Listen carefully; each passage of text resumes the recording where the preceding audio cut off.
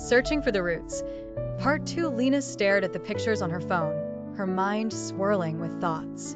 She couldn't stop thinking about the man standing beside her mother in those wedding photos. Who was he? How had she never heard of him before? It felt like the ground beneath her feet had shifted, and she was desperate for answers. The front door creaked open, followed by the familiar murmur of her parents' voices. Startled, Lina quickly tucked her phone under a pillow and pretended to be engrossed in a book. A few minutes later, her mom entered her room, smiling warmly as she handed her a glass of cold lemonade. "Hey, sweetheart," her mom said gently. "Would you mind helping me with dinner tonight?" "Sure, Mom. I'll be down in a few minutes," Lina replied, her voice distant, her thoughts still on the photos she had just seen.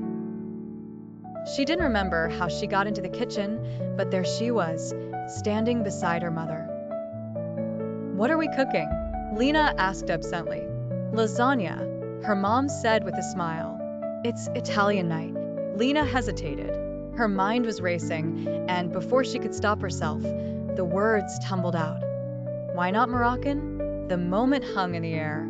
Lina felt her face flush with embarrassment. Her mother's complexion drained of color.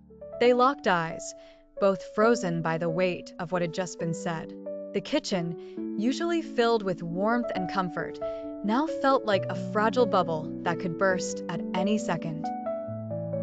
Her mom silently turned off the stove, her movements slow and deliberate. She took Lina's hand, her grip trembling slightly, and led her outside to the garden. They sat on the old wooden bench beneath the large oak tree that had been there since Lina was a child. Her mom took a deep breath, her voice barely a whisper. "I'm sorry, Lina. I never wanted you to find out like this. I should have told you long ago, but I kept waiting for the right moment, and the truth is, I didn't know when that moment would be until now." Lina listened in silence, her heart pounding in her chest. "When I was 20, her mother continued, I met someone. His name was Karim, and he was from Morocco.